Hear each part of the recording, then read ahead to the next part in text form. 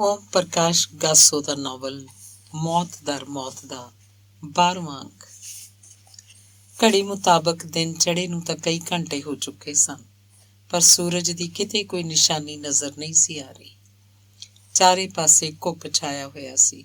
ਹਵਾ ਜਿਵੇਂ ਚੱਲ ਨਾ ਰਹੀ ਹੋਵੇ, ਸਗੋਂ ਖੜੀ ਹੋਵੇ। ਘੁੱਗ 'ਚ ਖੜੀ ਹਵਾ ਦੀ ਸਲਾਬ ਨਾਲ ਪਤਲੇ ਪਤਲੇ ਖੇਸ, ਚਾਦਰੀਆਂ, ਕੱਪੜੇ, ਪੱਗਾਂ, ਨੰਗੇ ਸਿਰ ਵਾਲਿਆਂ ਦੇ ਵਾਲਾਂ ਦੀਆਂ ਬਾਬਰੀਆਂ, ਐਨਕਾਂ, ਗਲੂਬੰਦ ਮੁਹਾਂਦਰੇ, ਅੱਖਾਂ, ਨੱਕ, ਕੰਨ ਗਿੱਲੇ ਗਿੱਲੇ ਸਲਾਬੇ ਜਿਹੇ ਬਣੇ ਹੋਏ ਸਨ। ਸਲਾਬੀ ਰੁੱਤ 'ਚ ਜਿਵੇਂ ਹੱਡ ਪੈਰ ਨਹੀਂ ਖੁੱਲ੍ਹਦੇ ਹੁੰਦੇ, ਉਵੇਂ ਅੱਜ ਨੀਲੂ ਦੀ ਸਮਝ ਤੇ ਸੋਚ ਬੰਦ ਜਿਹੀ ਹੋਈ ਪਈ ਸੀ। ਜੈਦੀ ਨੇ ਸੁਲੇਮਾਨੀ ਨਮਕ ਦੀ ਡਲੀ, ਲੌਂਗ, ਅਦਰਕ ਤੇ ਦਾਲਚੀਨੀ ਦੇ ਸੱਕ ਦਾ ਟੁਕੜਾ ਪਾ ਕੇ 2 ਵਾਰ ਚਾਹ ਬਣਾ ਕੇ ਵੀ ਪਿਆਈ ਸੀ, ਪਰ ਨੀਲੂ ਅਜੇ ਵੀ ਪਤਲੀ ਜਿਹੀ ਰਜਾਈ ਲਈ ਅੰਦਰ ਪਿਆ ਸੀ। ਮਿੱਠੀ ਮਿੱਠੀ ਠੰਡ ਦਾ ਆਰੰਭ ਜੋ ਹੋ ਚੁੱਕਿਆ ਸੀ। ਆਖਰ ਅਲਸਾਏ ਜੇ ਮਨ ਨਾਲ ਨੀਲੂ ਨੇ ਰਜਾਈ ਲਾਈ ਤੇ ਖੇਸ ਦੀ ਬੁੱਕਲ ਮਾਰ ਕੇ ਆਪਣੇ ਪਿੰਡ ਦੇ ਟੋਭੇ ਵੱਲ ਤੁਰ ਪਿਆ। ਪਿੰਡ ਦੀਆਂ ਗਲੀਆਂ ਨੂੰ ਵੀ ਬੇਮੌਸਮੇ ਕੋਹਰੇ ਦੀ ਕਾਲਖ ਦੇ ਭਰਿਆ ਹੋਇਆ ਸੀ। ਉਂਦੀਆਂ ਸੁੱਤੀਆਂ ਸੁੱਤੀਆਂ ਉਦਾਸ ਗਲੀਆਂ ਨੂੰ ਲੰਘਦਾ ਨੀਲੂ ਦੇਸੂ ਦੇ ਦਰ ਸਾਹਮਣੇ ਆ ਖੜੋਤਾ। ਐਵੇਂ 2 ਮਿੰਟ ਖੜ ਕੇ ਫਿਰ ਗਾਂਹ ਨੂੰ ਤੁਰ ਪਿਆ। ਪੈਰ ਮਲ ਕੇ 1 ਮਿੰਟ ਖੜ ਕੇ ਤੁਰ ਜਾਣ ਨੇ ਨੀਲੂ ਨੂੰ ਸੋਚਦੇ ਡੂੰਘੇ ਟੋਏ 'ਚ ਸੁੱਟ ਦਿੱਤਾ। ਟੋਏ 'ਚ ਡਿੱਗੇ ਨੀਲੂ ਨੂੰ ਲੱਗਿਆ ਜਿਵੇਂ ਟੋਏ ਦੇ ਆਲੇ ਦੁਆਲੇ ਕਈ ਬੰਦੇ ਟੋਏ 'ਤੇ ਖੜੇ ਹਨ। ਵੱਡੀਆਂ ਵੱਡੀਆਂ ਕਹੀਆਂ ਉਹਨਾਂ ਦੇ ਹੱਥਾਂ 'ਚ ਹਨ। ਉਹਨਾਂ ਕਹੀਆਂ ਨਾਲ ਮਿੱਟੀ ਦੇ ਵੱਡੇ ਵੱਡੇ ਚੇਪਿਆਂ ਨਾਲ ਨੀਲੂ ਨੂੰ ਟੋਏ 'ਚ ਬੰਦ ਕਰਨ ਲੱਗ ਪਏ ਹਨ। ਟੋਏ 'ਚ ਡਿੱਗੇ ਨੀਲੂ ਨੇ ਮਹਿਸੂਸ ਕੀਤਾ ਜਿਵੇਂ ਉਹਦੀਆਂ ਅੱਖਾਂ ਮਿੱਟੀ ਨਾਲ ਭਰ ਗਈਆਂ ਹੋਣ। ਅੱਧ ਭਰੀਆਂ ਅੱਖਾਂ ਨਾਲ ਨੀਲੂ ਨੇ ਵੇਖਿਆ ਟੋਏ ਉੱਤੇ ਉਹਦੇ ਆਲੇ ਦੁਆਲੇ ਹੱਥਾਂ 'ਚ ਕਈ ਫੜੀ, ਜਿਵੇਂ ਦਿੱਲੀ, ਕੈਨੇਡਾ, ਅਮਰੀਕਾ, ਇੰਗਲੈਂਡ ਤੇ ਪਾਕਿਸਤਾਨ ਆਦਿ ਖੜੇ ਹਨ। ਉਹਨਾਂ ਦੁਆਰਾ ਪਾਈ ਮਿੱਟੀ ਨਾਲ ਟੋਏ 'ਚ ਨੀਲੂ ਦੱਬਿਆ ਗਿਆ। ਟੋਇਆ ਜਦ ਪੂਰੀ ਤਰ੍ਹਾਂ ਭਰ ਗਿਆ, ਹੁਣ ਮਿੱਟੀ ਪਾਉਣ ਵਾਲੇ ਕਈਆਂ ਪਾਸੇ ਸੁੱਟ ਕੇ ਭਰੇ ਹੋਏ ਟੋਏ ਉੱਤੇ ਨੱਚਣ ਲੱਗ ਪਏ। ਨੱਚਦੇ ਰਹੇ ਤੇ ਉਹ ਹੁਣ ਖੁਸ਼ੀ ਖੁਸ਼ੀ ਆਪਣੇ ਆਪਣੇ ਮਹਿਲਾਂ 'ਚ ਚਲੇ ਗਏ। ਉਹ ਬੜੇ ਖੁਸ਼ ਹਨ। ਉਹਨਾਂ ਸਮਝਿਆ ਬਸ ਨਾਟਕ ਸਮਾਪਤ ਹੋ ਗਿਆ। ਅਜੇ ਉਹ ਆਪਣੇ ਆਪਣੇ ਮਹਿਲਾਂ 'ਚ ਮੌਜ ਮਸਤੀ ਮਨਾ ਹੀ ਰਹੇ ਸੀ ਜਦ ਉਹਨਾਂ ਨੇ ਇੱਕ ਆਵਾਜ਼ ਸੁਣੀ। ਇਹ ਆਵਾਜ਼ ਟੋਏ ਉੱਤੇ ਖੜੀ ਬੋਲ ਰਹੀ ਸੀ, ਦਿੱਲੀ, ਅਮਰੀਕਾ, ਪਾਕਿਸਤਾਨ, ਮੁਰਦਾਬਾਦ। ਨੀਲੂ ਟੋਏ 'ਚੋਂ ਬਾਹਰ ਆ ਕੇ ਬੋਲਣ ਕਿਵੇਂ ਲੱਗ ਪਿਆ। ਸਾਰੇ ਹੈਰਾਨ ਸਨ। ਮਹਿਲਾਂ ਵਾਲਿਆਂ ਨੇ ਮਹਿਲਾਂ ਦੀਆਂ ਬਾਰੀਆਂ 'ਚੋਂ ਨੀਲੂ ਦੀ ਆਵਾਜ਼ ਉੱਤੇ ਗੋਲੀਆਂ ਮਾਰੀਆਂ। ਉਹ ਬੜੇ ਹੈਰਾਨ ਤੇ ਦੁਖੀ ਸਨ। ਆਵਾਜ਼ ਉੱਚੀ ਹੋ ਰਹੀ ਹੈ। ਗੋਲੀਆਂ ਨਾਲ ਬੰਦਾ, ਸਰੀਰ ਤੇ ਵਸਤੂ ਤਾਂ ਜ਼ਖਮੀ ਹੋ ਸਕਦਾ ਹੈ, ਆਵਾਜ਼ ਨਹੀਂ। ਗੋਲੀ ਹਵਾ ਨੂੰ ਨਹੀਂ ਮਾਰ ਸਕਦੀ। ਹਵਾ ਸੁਰ ਤੇ ਆਵਾਜ਼ ਵਿੱਚ ਦੀ ਗੋਲੀ ਲੰਘ ਨਹੀਂ ਸਕਦੀ। ਟੋਏ ਵਾਲੀ ਕਲਪਨਾ ਪ੍ਰਤੀ ਸੋਚਦਾ ਸੋਚਦਾ ਨੀਲੂ ਹੁਣ ਆਪਣੇ ਪਿੰਡ ਦੇ ਟੋਭੇ ਦੇ ਉਤਲੇ ਪਾਸੇ ਟਿੱਲੇ ਉੱਤੇ ਪਈ ਝੌਂਪੜੀ 'ਚ ਰਹਿ ਰਹੇ ਜਟਾਧਾਰੀ ਤੱਕੜਨਾਥ ਕੋਲ ਪੁੱਜ ਚੁੱਕਾ ਸੀ। ਤੱਕੜਨਾਥ ਧੂਣੇ ਸਾਹਮਣੇ ਪਲਾਥੀ ਮਾਰੀ ਵੱਡੇ ਸਾਰੇ ਸਟੀਲ ਦੇ ਕੌਲੇ ਨੂੰ ਮੂੰਹ ਲਾਈ ਚਾਹ ਛਕ ਰਿਹਾ ਸੀ। ਤੱਕੜਨਾਥ ਨੇ ਨੀਲੂ ਨੂੰ ਅੰਦਰ ਆਉਣ ਲਈ ਆਖਿਆ, ਪਰ ਨੀਲੂ ਨੇ ਘੜੀ ਪਲ ਲਈ ਪੈਰ ਮਲਿਆ ਤੇ ਉੱਥੋਂ ਤੁਰਦਾ ਬਣਿਆ। ਤੱਕੜਨਾਥ ਦੇ ਸਾਧੂ ਭੇਸ ਨੂੰ ਵੇਖ ਨੀਲੂ ਨੇ ਹਰਿਦੁਆਰ ਤੋਂ ਆਈ ਸਾਧੂ ਮੰਡਲੀ ਬਾਰੇ ਸੋਚਿਆ। ਇਹ ਮੰਡਲੀ ਵੀ ਪੰਜਾਬ ਦੀ ਸ਼ਾਂਤੀ ਲਈ ਆਈ ਸੀ। ਢਿੱਡਲ, ਭੁੱਖੜ ਤੇ ਵਿਹਲੜ ਜਮਾਤ ਪੁਰੋਹਿਤਾਂ ਦੁਆਰਾ ਲਾਈ ਅੱਗ ਨੂੰ ਪੁਰੋਹਿਤ ਬੁਝਾਉਣ ਆਏ ਸੀ। ਤੁਰਿਆ ਜਾਂਦਾ ਨੀਲੂ ਆਪਣੇ ਇਸ ਖਿਆਲ ਤੋਂ ਇਉਂ ਉਖੜ ਜਿਹਾ ਗਿਆ ਜਿਵੇਂ ਤੁਰੇ ਜਾਂਦੇ ਦਾ ਪੈਰ ਕਿਸੇ ਇੱਟ ਨਾਲ ਵੱਜ ਕੇ ਲਹੂ ਲੁਹਾਨ ਹੋ ਗਿਆ ਹੋਵੇ। ਡੂੰਘੀ ਚੀਕ ਮਗਰੋਂ ਨੀਲੂ ਹਰਿਦੁਆਰ ਦੀ ਸਾਧੂ ਮੰਡਲੀ ਤੋਂ ਬੰਬਈ ਦੇ ਵਣਜਾਰਿਆਂ ਤੇ ਆ ਗਿਆ। ਕੁਝ ਕੁ ਹੀ ਜਿਹੜੇ ਵੀ ਬੰਬਈ ਤੋਂ ਪੰਜਾਬ ਦਾ ਸੰਤਾਪ ਸ਼ਾਂਤ ਕਰਨ ਆਏ ਸੀ। ਪਰਦਿਆਂ ਉੱਤੇ ਧੋਖੇ ਦੀਆਂ ਕਹਾਣੀਆਂ ਵਾਹੁਣ ਵਾਲੇ ਮਾਇਆ ਨਗਰੀ ਦੇ ਮਾਇਆਧਾਰੀ ਲੋਕ ਦਰਦ ਬਾਰੇ ਕੀ ਜਾਣਨ। ਕਿੰਨੇ ਸਾਰੇ ਡਰਾਮੇ ਪੰਜਾਬ ਦੀਆਂ ਅੱਖਾਂ 'ਚ ਮਿੱਟੀ ਪਾਉਣ ਲਈ ਹੁੰਦੇ ਰਹੇ। ਖੇਸ ਦੀ ਬੁੱਕਲ 'ਚ ਲਿਪਟਿਆ, ਧੁੰਦ 'ਚ ਗੁਆਚਿਆ ਨੀਲੂ ਹੁਣ ਤਾਂ ਪਿੰਡ ਦੇ ਟੋਭੇ ਵਾਲੀ ਪਗਡੰਡੀ ਪਾਰ ਕਰਕੇ ਵਾਹਵਾ ਦੂਰ ਨਿਕਲ ਆਇਆ ਸੀ। ਤੁਰਦਾ ਤੁਰਦਾ ਨੀਲੂ ਆਪਣੇ ਪਿੰਡ ਵੱਲ ਮੂੰਹ ਕਰਕੇ ਖੜ ਗਿਆ। ਕਾਲੀ ਧੁੰਦ 'ਚ ਗੁਆਚਿਆ ਪਿੰਡ ਨੀਲੂ ਨੂੰ ਬੜਾ ਕੁਝ ਚੇਤੇ ਕਰਵਾਉਂਦਾ ਰਿਹਾ। ਅੱਜ ਵੀ ਉਹਦੇ ਆਪਣੇ ਗੁਆਚੇ ਪਿੰਡ 'ਚ ਬਹੁਤ ਸਾਰੀਆਂ ਧੜਕਦੀਆਂ ਰੂਹਾਂ ਦੀ ਰੌਸ਼ਨੀ ਨੀਲੂ ਦੇ ਖਿਆਲਾਂ 'ਚ ਇੱਕ ਚਾਨਣ ਜਿਹਾ ਕਰ ਰਹੀ ਸੀ। ਜਥੇਦਾਰ ਦੀ ਸੰਗਰਾਮੀਆਂ ਸ਼ਖਸੀਅਤ ਸੂਰਜ ਦੀ ਕਿਰਨ ਵਾਂਗ ਚਮਕ ਰਹੀ ਸੀ। ਦੇਸੂ ਬਾਣੀਏ ਦੇ ਮਿਹਨਤੀ ਪੈਰਾਂ ਦੀ ਮਿੱਟੀ ਨੀਲੂ ਨੂੰ ਚਾਨਣ ਦੇ ਚਿੱਟੇ ਤਿਲਕ ਵਰਗੀ ਲੱਗ ਰਹੀ ਸੀ। ਨੀਲੂ ਨੂੰ ਆਪਣਾ ਰਾਧਾ ਕਿਸੇ ਫੱਕਰ ਫਕੀਰ ਦੀ ਜਿਉਂਦੀ ਜਾਗਦੀ ਤਸਵੀਰ ਵਾਂਗ ਦਿਸ ਰਿਹਾ ਸੀ। ਉਹਦੇ ਆਪਣੇ ਪਿੰਡ ਦਾ ਸਿਰਫ ਦੁਨਾਲੀ ਬੰਦੂਕ ਲਈ ਕਤਲ ਹੋਇਆ ਡਾਕਟਰ ਬੰਸਾ ਉਹਦੇ ਨਾਲ ਨਾਲ ਤੁਰਦਾ ਜਿਵੇਂ ਵਿਧਵਾ ਕਹਾਣੀ ਵਾਂਗ ਕੀਰਨੇ ਪਾ ਰਿਹਾ ਹੋਵੇ। ਨੀਲੂ ਨੂੰ ਬੋਧਾ, ਜੈਲਾ ਤੇ ਬਿੱਕਰ ਵੀ ਚੇਤੇ ਪਏ। ਇਸ ਪ੍ਰਕਾਰ ਦੀਆਂ ਵਿਧਵਾ ਹੋਈਆਂ ਪਰ ਹੋਣਹਾਰ ਮੋਹ ਭਿੱਜੀਆਂ ਕਹਾਣੀਆਂ ਦੇ ਸੰਗ ਤੁਰਦਾ ਤੁਰਦਾ ਨੀਲੂ ਹੁਣ ਪਿੰਡ ਤੋਂ ਕਾਫੀ ਦੂਰ ਆ ਚੁੱਕਾ ਸੀ। ਬਹੁਤ ਸਾਰੇ ਦੁਖਦਾਈ ਪ੍ਰਸ਼ਨਾਂ ਦੇ ਬੋਝ ਨੂੰ ਪੱਥਰ ਵਾਂਗ ਆਪਣੀ ਹਿੱਕ ਤੇ ਧਰੀ ਨੀਲੂ ਇੱਕ ਅਜਿਹੇ ਦਰਖਤ ਹੇਠ ਜਾ ਖਲੋਤਾ ਜਿਹਦਾ ਸਾਰੇ ਦਾ ਸਾਰਾ ਪਰਿਵਾਰ ਧੁੰਦ ਨਾਲ ਭਰਿਆ ਪਿਆ ਸੀ। ਕਾਲੀ ਧੁੰਦ ਦੀ ਕਾਲਖ ਦਰਖਤ ਦੇ ਹਰੇ ਪੱਤਿਆਂ ਨਾਲ ਲੱਗ ਪਾਣੀ ਦੀਆਂ ਬੂੰਦਾਂ ਬਣ ਤ੍ਰਿਪ ਤ੍ਰਿਪ ਧਰਤੀ ਉੱਤੇ ਡਿੱਗ ਰਹੀ ਸੀ। ਨੀਲੂ ਦਰਖਤ ਦੇ ਮੁੱਢ ਨਾਲ ਲੱਗ ਕੇ ਬੈਠ ਗਿਆ। ਦਰਖਤ ਤੋਂ ਡਿੱਗ ਰਹੀਆਂ ਪਾਣੀ ਦੀਆਂ ਨਿੱਕੀਆਂ ਨਿੱਕੀਆਂ ਬੂੰਦਾਂ ਖੇਤ ਦੀ ਮਿੱਟੀ 'ਚ ਮਿਲ ਜਾਂਦੀਆਂ ਤੇ ਦਰਖਤ ਤੋਂ ਡਿੱਗਦੀਆਂ ਇਹਨਾਂ ਬੂੰਦਾਂ ਦੀ ਮਿੱਟੀ 'ਚ ਜਾਣ ਦੀ ਕਿਰਿਆ ਨੇ ਨੀਲੂ ਨੂੰ ਇਤਿਹਾਸ ਦੇ ਉਹਨਾਂ ਪੰਨਿਆਂ ਤੱਕ ਪਹੁੰਚਾ ਦਿੱਤਾ ਜਿੱਥੇ ਮਨੁੱਖ ਨੇ ਮਨੁੱਖ ਦਾ ਵੈਰੀ ਬਣ ਆਪਣੇ ਸਾਥੀਆਂ ਦੇ ਖੂਨ ਨੂੰ ਮਿੱਟੀ 'ਚ ਮਿਲਾ ਕੇ ਮਹਾਰਾਜਿਆਂ ਖਾਤਰ ਮਹਿਲਾਂ ਦੀ ਉਸਾਰੀ ਕੀਤੀ। ਆਖਰ ਉਹਦੇ ਆਪਣੇ ਮੁਲਕ ਦੇ ਮਹਿਲਾਂ ਦੇ ਮਾਲਕ ਪੈਂਤਰਾ ਬਦਲ ਕੇ ਅੱਜ ਸਿਆਸਤ ਤੇ ਕੁਰਸੀ ਦੇ ਮਾਲਕ ਬਣ ਬੈਠੇ ਹਨ। ਖੂਨ ਪੀਣ ਵਾਲੇ ਉਦੋਂ ਕਿਸੇ ਹੋਰ ਢੰਗ ਨਾਲ ਮਨੁੱਖ ਦਾ ਲਹੂ ਪੀਂਦੇ ਸਨ ਤੇ ਹੁਣ ਉਹ ਕਿਸੇ ਹੋਰ ਢੰਗ ਨਾਲ ਲਹੂ ਪੀਣ ਲੱਗ ਪਏ ਸਨ। ਨੀਲੂ ਨੂੰ ਇਹ ਖਿਆਲ ਇਉਂ ਔਖਾ ਕਰ ਰਹੇ ਸਨ ਜਿਵੇਂ ਕੋਈ ਉਹਦੇ ਗਲ ਗੂਠਾ ਦੇ ਰਿਹਾ ਹੋਵੇ। ਸੰਗੀ 'ਚ ਗਲ ਗੂਠਾ ਆਉਣ ਨਾਲ ਜਿਵੇਂ ਕਿਤੇ ਉਹਨੂੰ ਉਛਾਲੀ ਜਿਹੀ ਆ ਰਹੀ ਹੋਵੇ। ਉਛਾਲੀ ਦੀ ਤੌਣੀ ਮਗਰੋਂ ਸ਼ਾਂਤ ਨੀਲੂ ਦੇ ਸਾਫ਼ ਦਿਲ ਤੇ ਦਿਮਾਗ ਨੇ ਮੁੜ ਸੋਚਣਾ ਆਰੰਭ ਕਰ ਲਿਆ। ਇਹਨਾਂ ਸੋਚ ਉਡਾਰੀਆਂ 'ਚੋਂ ਆਪਣੇ ਮਿੱਤਰ ਬੋਧੇ ਨਾਲ ਆਪ ਮੁਹਾਰੇ ਗੱਲਾਂ ਜਿਹੀਆਂ ਕਰਨ ਲੱਗ ਪਿਆ। ਕਿਉਂ ਵੀ ਬੋਧਿਆ, ਮੇਰੀ ਮਾਂ ਤਾਂ ਆਖਦੀ ਸੀ ਤੂੰ ਸਤਮਾਹਾ ਜੰਮਿਆ ਸੀ। ਮੇਰੀ ਮਾਂ ਨੇ ਤਾਂ ਮੈਨੂੰ ਇਹ ਵੀ ਦੱਸਿਆ ਵੀ ਤੂੰ ਤੇ ਮੈਂ ਆਪਾਂ ਦੋਨੋਂ ਉਹਦੀ ਗੋਦੀ 'ਚ ਇਕੱਠੇ ਪੈ ਕੇ ਉਹਦੀ ਇੱਕ ਦੁੱਧੀ ਨੂੰ ਤੂੰ ਤੇ ਦੂਜੀ ਦੁੱਧੀ ਨੂੰ ਮੈਂ ਚੁੰਘਦਾ ਹੁੰਦਾ ਸੀ। ਬੋਧਿਆ, ਮੈਨੂੰ ਅਜੇ ਤੱਕ ਇਸ ਸਵਾਲ ਦਾ ਸਹੀ ਜਵਾਬ ਨਹੀਂ ਲੱਭਦਾ ਵੀ ਇੱਕ ਛਾਤੀ 'ਚੋਂ ਇੱਕੋ ਸਮੇਂ ਦੁੱਧ ਪੀਣ ਵਾਲੇ ਹੁਣ ਆਪਾਂ ਇੱਕ ਦੂਜੇ ਦੇ ਲਹੂ ਦੇ ਤਿਹਾਈ ਕਿਉਂ ਬਣ ਗਏ। ਇਸ ਵਾਸਤੇ ਕਿ ਮੈਂ ਕਮਿਊਨਿਸਟਾਂ ਤੇ ਦੁਨੀਆ ਦੇ ਦੁੱਖਾਂ ਦਾ ਇਲਾਜ ਆਰਥਿਕ ਪ੍ਰਬੰਧ ਦੇ ਸਹੀ ਹੋਣ 'ਚੋਂ ਲੱਭਦਾ। ਓਏ ਬੋਧਿਆ, ਮੈਨੂੰ ਤਾਂ ਇਹ ਸਰਕਾਰ ਹੀ ਮਾਰਨ ਨੂੰ ਫਿਰਦੀ ਹੈ। ਕਿਤੇ ਇਹਦੀ ਚਲਾਕੀ ਇਹ ਤਾਂ ਨਹੀਂ ਵੀ ਮੈਨੂੰ ਤੇਥੋਂ ਮਰਵਾ ਦੇਵੇ ਤਾਂ ਕਿ ਉਹ ਲਾਂਭੇ ਤੋਂ ਬਚੇ ਤੇ ਫਿਰ ਤੈਨੂੰ ਆਪ ਮਾਰ ਦੇਵੇ ਤੇ ਲੋਕਾਂ ਤੋਂ ਵਾਹਵਾ ਖੱਟ ਲਵੇ। ਉਹਦੇ ਦੋਨੋਂ ਹੱਥ ਲੱਡੂ ਆ ਜਾਣ। ਬੋਧਿਆ, ਇਸ ਧਰਤੀ ਨੇ ਆਪ ਤਾਂ ਕਦੇ ਕਿਸੇ ਨੂੰ ਰਹਿਣ ਬਸੇਰਾ ਦੇਣ ਤੋਂ ਨਾ ਨਹੀਂ ਕੀਤੀ। ਧਰਤੀ ਤੇ ਮਨੁੱਖ ਤਾਂ ਮਾਂ ਦੇ ਪੁੱਤ ਵਾਂਗ ਹੀ ਹਨ, ਫਰਕ ਤਾਂ ਕਬਜ਼ੇ ਵਾਲਿਆਂ ਨੇ ਪਾ ਦਿੱਤਾ। ਇਹਨਾਂ ਸੋਚਾਂ 'ਚ ਡੁੱਬੇ ਨੀਲੂ ਨੇ ਵੇਖਿਆ ਧੁੰਦ ਨਾਲ ਭਰੇ ਦਰਖਤ ਦੀ ਇੱਕ ਟਾਹਣੀ ਤੋਂ ਇੱਕ ਜਨੌਰ ਉੱਡਿਆ। ਬਾਹਰਲੇ ਸਿੱਲੇ ਵਾਤਾਵਰਨ 'ਚ ਥੋੜ੍ਹਾ ਕੁ ਅਗਾਂਹ ਜਾ ਕੇ ਮੁੜ ਉੱਥੇ ਉਸੇ ਦਰਖਤ ਜਾ ਬੈਠਾ। ਜਨੌਰ ਦੀ ਉਡਾਰੀ ਉਹਨੂੰ ਆਪਣੇ ਪਿੰਡ ਖੱਤਰੀਆਂ ਦੇ ਮਹੱਲੇ ਲੈ ਆਈ। ਹਾਂ, ਬਿਸ਼ਨ ਖੱਤਰੀ ਵੀ ਇਸ ਜਨੌਰ ਵਾਂਗ ਪੰਜਾਬ ਛੱਡ ਕੇ ਬਾਹਰ ਗਿਆ ਸੀ ਪਰ ਮੁੜ ਆਇਆ। ਖੱਤਰੀਆਂ ਦੇ ਮਹੱਲੇ ਵਾਲੇ ਸੂਰਜ ਛਿਪਦਿਆਂ ਹੀ ਅੰਦਰੋਂ ਘਰ ਬੰਦ ਕਰ ਲੈਂਦੇ ਹਨ। ਨੀਲੂ ਨੂੰ ਪੰਛੀ ਦੀ ਉਡਾਰੀ ਤੇ ਬਿਸ਼ਨੇ ਖੱਤਰੀ ਦੇ ਮੋੜੇ ਨੇ ਫੇਰ ਇੱਕ ਪਿਆਰੀ ਜਿਹੀ ਸੋਚ ਵਿੱਚ ਪਾ ਦਿੱਤਾ ਤੇ ਮੁੜ ਉਹ ਆਪਣੇ ਗੈਰ ਹਾਜ਼ਰ ਮਿੱਤਰ ਬੋਧੇ ਨਾਲ ਹਾਜ਼ਰੀ ਦੀਆਂ ਬਾਤਾਂ ਜਿਹੀਆਂ ਕਰਨ ਲੱਗ ਪਿਆ। ਓਏ ਬੋਧਿਆ, ਇਹ ਵੇਖ, ਸਾਰੀ ਕੁਦਰਤ ਤੇਰੇ ਸਾਹਮਣੇ ਪਈ ਹੈ। ਵੇਖ ਇੱਥੇ ਕਿੰਨੀਆਂ ਕਿਸਮਾਂ ਦੇ ਜਨੌਰ ਤੇ ਪੰਛੀ ਵਸਦੇ, ਚਹਿਕਦੇ ਤੇ ਚੁੰਝਾਂ ਲੜਾਉਂਦੇ ਨੇ।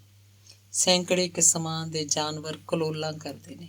ਫਿਰ ਆਹ ਕੀ ਵੀ ਦੁਨੀਆ ਇੱਕ ਹੋਣ ਦਾ ਸੁਪਨਾ ਸਿਰਜ ਰਹੀ ਹੈ ਤੇ ਆਪਾਂ ਅੱਡ ਅੱਡ ਘੋਰਨੇ ਫੁੱਟਣ ਨੂੰ ਫਿਰਦੇ ਹਾਂ। ਬਈ ਮਿੱਤਰਾ, ਸਮਝ ਨਹੀਂ ਪੈਂਦੀ ਮਨੁੱਖ ਤੇ ਧਰਤੀ ਦੇ ਆਪਸੀ ਤੇ ਅਤ ਪਿਆਰੇ ਰਿਸ਼ਤੇ 'ਚ ਵਿਤਕਰਾ ਜਿਹਾ ਕਿਉਂ। ਨੀਲੂ ਨੂੰ ਇਹ ਵਹਿਮਾਂ 'ਚ ਗੁਆਚਿਆ ਤੇ ਦਰਖਤ ਹੇਠ ਬੈਠਿਆਂ ਹੁਣ ਕਾਫੀ ਸਮਾਂ ਹੋ ਚੱਲਿਆ ਸੀ। ਧੁੰਦ ਥੋੜ੍ਹੀ ਕੁ ਪਤਲੀ ਪੈ ਚੱਲੀ ਸੀ। ਪੂਰਬ 'ਚ ਸੂਰਜ ਦੀ ਟਿੱਕੀ ਦਾ ਝੋਲਾ ਜਿਹਾ ਪੈਣ ਲੱਗਾ। ਨੀਲੂ ਉੱਠਿਆ ਤੇ ਉੱਠ ਕੇ ਪਿੰਡ ਵੱਲ ਤੁਰ ਪਿਆ। ਪਗਡੰਡੀ ਅਜੇ ਵੀ ਧੁੰਦ ਨਾਲ ਢਕੀ ਹੋਈ ਸੀ। ਬਸ 19-20 ਦਾ ਹੀ ਫਰਕ ਪਿਆ ਸੀ। ਨੀਲੂ ਧੁੰਦ ਨਾਲ ਢਕੀ ਪਗਡੰਡੀ ਉੱਤੇ ਅਜੇ ਥੋੜ੍ਹਾ ਕੁ ਤੁਰਿਆ ਸੀ। ਪਤਾ ਨਹੀਂ ਉਹਦੇ ਚਿੱਤ 'ਚ ਕੀ ਆਇਆ। ਉਹ ਫੇਰ ਇੱਕ ਦਰਖਤ ਦੇ ਹੇਠ ਜਾ ਖੜਾ ਹੋਇਆ। ਨੀਲੂ ਨੇ ਇਸ ਨਵੇਂ ਦਰਖਤ ਹੇਠ ਆ ਕੇ ਵੇਖਿਆ ਇੱਕ ਭਰੀ ਭਰੀ ਛਤਰੀ ਵਾਲੀ ਬਕਰੈਨ ਸੀ। ਇਹਦੇ ਪੱਤੇ ਅਜੇ ਪਤਝੜ 'ਚ ਪੀਲੇ ਹੋ ਕੇ ਡਿੱਗਣ ਨਹੀਂ ਸਨ ਲੱਗੇ। ਨੀਲੂ ਨੇ ਵੇਖਿਆ ਬਕਰੈਨ ਦੀ ਛਤਰੀ 'ਚ ਧੁੰਦ ਦੇ ਤੁਪਕੇ ਡਿੱਗ ਨਹੀਂ ਰਹੇ। ਉਹਨੇ ਆਪਣੇ ਖੇਸ ਦੀ ਬੁੱਕਲ ਨੂੰ ਠੀਕ ਕੀਤਾ। ਕੱਪੜੇ ਦੀ ਆਵਾਜ਼ ਨਾਲ ਸਿੱਲੇ ਦਰਖਤ ਦੇ ਆਲ੍ਹਣੇ 'ਚੋਂ ਡਰ ਨਾਲ ਦੇ ਪੰਛੀ ਉੱਡ ਪਏ। ਉੱਡਦੇ ਜਾਂਦੇ ਪੰਛੀਆਂ ਵੱਲ ਨੀਲੂ ਵੇਖਦਾ ਰਿਹਾ। ਉਹ ਸਮਝਦਾ ਸੀ ਪਿਛਲੇ ਦਰਖਤ ਤੋਂ ਉੱਡੇ ਪੰਛੀ ਵਾਂਗ ਇਹ ਪੰਛੀ ਵੀ ਮੁੜ ਕੇ ਇਸ ਦਰਖਤ ਤੇ ਹੀ ਆ ਜਾਣਗੇ, ਪਰ ਉਹ ਦੋਨੋਂ ਪੰਛੀ ਵਾਪਸ ਨਹੀਂ ਆਏ ਸੀ। ਨੀਲੂ ਬੜੀ ਗੌਰ ਨਾਲ ਵੇਖਦਾ ਰਿਹਾ ਤੇ ਉਹ ਪੰਛੀ ਪਤਾ ਨਹੀਂ ਕਾਲਖ 'ਚ ਕਿੱਥੇ ਗੁਆਚ ਗਏ। ਜਿੱਧਰ ਪੰਛੀ ਗਏ ਸਨ ਹੁਣ ਉਹ ਦਿਸ਼ਾ ਸੁੰਨੀ ਸੀ। ਨੀਲੂ ਸੁੰਨੀ ਦਿਸ਼ਾ ਵੱਲ ਵੇਖਦਾ ਰਿਹਾ। ਸੁੰਨੀ ਦਿਸ਼ਾ 'ਚ ਪੈਦਾ ਹੋਈ ਸੁੰਨੀ ਤੱਕਣੀ ਨੀਲੂ ਨੂੰ ਸੁੰਨੀ ਸੋਚ ਤੱਕ ਲੈ ਗਈ, ਜਿੱਥੇ ਉਹ ਸੰਨ 47 ਸਮੇਂ ਆਪਣੀ ਮਾਂ ਦੇ ਢਿੱਡ 'ਚ ਇੱਕ ਲੋਥੜਾ ਜਿਹਾ ਸੀ ਤੇ ਜੱਗਰ ਕੇ ਛਪਰੇ ਦੇ ਬਰਛੇ ਦੀ ਨੋਕ ਉਹਨੂੰ ਪਾਰ ਕਰਨਾ ਲੋਚਦੀ ਸੀ। ਜਦ ਕਿ ਜਥੇਦਾਰ ਦਿੱਤ ਸਿੰਘ ਨੇ ਮੁੜ ਉਹਦੀ ਮਾਂ ਨੂੰ ਧਰਵਾਸ ਦਿੰਦਿਆਂ ਆਖਿਆ ਸੀ, ਕੋਈ ਨੀ ਧੀਏ, ਤੂੰ ਡੋਲ ਨਾ। ਆਉਦ ਮੂਲ ਦੇ ਦਿਨ ਜਿਉਂ-ਜਿਉਂ ਦੂਰ ਹੁੰਦੇ ਜਾਣਗੇ ਤਿਉਂ-ਤਿਉਂ ਆਦਮੀ ਨੂੰ ਆਪਣੀ ਸ਼ਰਾਰਤ ਉੱਤੇ ਸ਼ਰਮ ਆਏਗੀ। ਤੂੰ ਪਰਵਾਹ ਨਾ ਸਮਝੀ, ਮੈਂ ਆ ਤੇਰੇ ਸਿਰ ਤੇ। ਆਦਮੀ ਜਦੋਂ ਰਿੱਛ ਬਣ ਜਾਂਦਾ ਹੈ ਉਦੋਂ ਉਹਨੂੰ ਚੰਗੇ ਮੰਦੇ ਦਾ ਖਿਆਲ ਨਹੀਂ ਰਹਿੰਦਾ। ਛਪਰੇ ਦੀ ਕੀ ਮਜਾਲ ਹੈ, ਤੇਰੇ ਵੱਲ ਅੱਖ ਚੁੱਕ ਕੇ ਵੇਖੇਗੀ। ਇਹ ਗੱਲਾਂ ਗੱਭਰੂ ਹੋਏ ਨੀਲੂ ਤੱਕ ਪਿੰਡ 'ਚੋਂ ਹੀ 20 ਵਾਰ ਸੱਜਿਓਂ ਖੱਬਿਓਂ ਪੁੱਜ ਚੁੱਕੀਆਂ ਸੀ। ਨੀਲੂ ਨੂੰ ਜਿਉਂ-ਜਿਉਂ ਦਿੱਤ ਸਿੰਘ ਦੇ ਗੁਰਮੁਖ ਪੁਣੇ ਦੀਆਂ ਗੱਲਾਂ ਦਾ ਪਤਾ ਲੱਗਦਾ ਤਿਉਂ-ਤਿਉਂ ਜਥੇਦਾਰ ਪ੍ਰਤੀ ਸ਼ਰਧਾ ਭਾਵ ਪੈਦਾ ਹੁੰਦਾ ਜਾਂਦਾ। ਨੀਲੂ ਦਿੱਤ ਸਿੰਘ ਨੂੰ ਦਰਵੇਸ਼ ਤੇ ਸੰਘਣੀ ਛਾਂ ਵਾਲੇ ਦਰਖਤ ਵਾਂਗ ਹੀ ਸਮਝਦਾ ਸੀ। ਉਹਦੇ ਪਿੰਡ ਦਾ ਖੱਤਰੀਆਂ ਦਾ ਮਹੱਲਾ ਜਥੇਦਾਰ ਨੂੰ ਆਪਣੀ ਧਿਰ ਸਮਝਦਾ ਹੈ। ਅੱਜ ਇਸ ਦਰਖਤ ਹੇਠ ਬੈਠਿਆਂ ਨੀਲੂ ਨੂੰ ਦਰਖਤ ਵਰਗੇ ਦਰਵੇਸ਼ ਦਿੱਤ ਸਿੰਘ ਦਾ ਮੁੜ-ਮੁੜ ਖਿਆਲ ਆ ਰਿਹਾ ਸੀ। ਜੱਗਰ, ਜੈਲਾ, ਬਿੱਕਰ ਤੇ ਬੋਧਾ ਜਥੇਦਾਰ ਨੂੰ ਮਾਰਨ ਦੀਆਂ ਧਮਕੀਆਂ ਕਿਉਂ ਦਿੰਦੇ ਹਨ? ਇਸ ਪ੍ਰਸ਼ਨ ਨੂੰ ਉਹ ਜਿਉਂ-ਜਿਉਂ ਉਛਾਲ ਕੇ ਵੇਖਦਾ ਤਿਉਂ-ਤਿਉਂ ਇਹ ਪ੍ਰਸ਼ਨ ਜੀਨ ਦੀ ਗੇਂਦ ਵਾਂਗ ਉੱਚਾ ਉਛਲੀ ਜਾਂਦਾ। ਕਦੇ-ਕਦੇ ਤਾਂ ਇਹ ਪ੍ਰਸ਼ਨ ਦੁਨੀਆ ਦੇ ਹੋਰ ਬਹੁਤ ਸਾਰੇ ਮੁਲਕਾਂ 'ਚ ਜਾ ਪੁੱਜਦਾ। ਨੀਲੂ ਮਹਿਸੂਸ ਕਰਦਾ ਉਹ ਗੇਂਦ ਜਿਹਨੂੰ ਉਹ ਭੁੜਕਾ ਰਿਹਾ ਸੀ ਉਹਦੇ ਹੱਥ 'ਚ ਨਹੀਂ ਰਹੀ। ਕੀ ਕੁਝ ਅਜਿਹੇ ਪ੍ਰਸ਼ਨ ਵੀ ਹੁੰਦੇ ਹਨ ਜਿਹੜੇ ਉੱਥੋਂ ਦੇ ਲੋਕਾਂ ਦੇ ਹੱਥ ਹੇਠ ਨਹੀਂ ਰਹਿੰਦੇ? ਆਖਰ ਅਲਸਾਏ ਜਿਹੇ ਧੁੰਦ ਵਰਗੇ ਖਿਆਲਾਂ ਨਾਲ ਭਾਰੀ ਭਾਰੀ ਨੀਲੂ ਧੁੰਦ ਵਾਲੀ ਬਕਰੈਨ ਦੇ ਹੇਠੋਂ ਉੱਠ ਕੇ ਫੇਰ ਪਿੰਡ ਵੱਲ ਆਉਂਦੀ ਪਗਡੰਡੀ ਉੱਤੇ ਆ ਗਿਆ। ਧੁੰਦ ਕਾਫੀ ਛੱਟ ਗਈ ਸੀ। ਕਿਤੇ ਕਿਤੇ ਧੁੰਦ ਦਾ ਗੁਫਲਾ ਜਿਹਾ ਫਿਰ ਰਿਹਾ ਸੀ। ਆਲੇ ਦੁਆਲੇ ਚਾਨਣ ਵੀ ਵਾਹਵਾ ਹੋ ਚੱਲਿਆ ਸੀ। ਹਵਾ ਦਾ ਕੋਈ ਤੇਜ਼ ਬੁੱਲਾ ਧੁੰਦ ਨੂੰ ਸਾਫ਼ ਵੀ ਕਰ ਜਾਂਦਾ ਤੇ ਗਾਂਹ ਖਿੱਚ ਕੇ ਲੈ ਜਾਂਦਾ। ਸਮੇਂ ਦੇ ਇਹਨਾਂ ਬੁਝੇ ਪਲਾਂ ਨੂੰ ਪਾਰ ਕਰਦਾ ਨੀਲੂ ਅਜੇ 100 ਕੁ ਕਦਮਾਂ ਦੀ ਵਿੱਥ ਪਾਰ ਕਰਕੇ ਪਿੰਡ ਵੱਲ ਹੋਇਆ ਸੀ ਜਦੋਂ ਉਹਨੂੰ ਪਿੰਡ ਵੱਲੋਂ ਆਉਂਦੇ 3 ਝੋਲੇ ਜਿਹੇ ਪਏ। ਤਿੰਨੇ ਝੋਲੇ 10-10, 20-20 ਕਦਮਾਂ ਦੀ ਵਿੱਥ ਲੈ ਕੇ ਤੁਰ ਰਹੇ ਸਨ। ਨੀਲੂ ਪਗਡੰਡੀ ਤੋਂ ਪਾਸੇ ਹੋ ਕੇ ਖਲੋ ਗਿਆ। ਸੋਚਦਾ ਰਿਹਾ, ਅਜਿਹੇ ਵੇਲੇ ਇਹ ਕੌਣ ਹਨ? ਛਾਪਲੇ ਜਿਹੇ ਪਿੰਡੋਂ ਬਾਹਰ ਨੂੰ ਤੁਰੇ ਆ ਰਹੇ ਹਨ।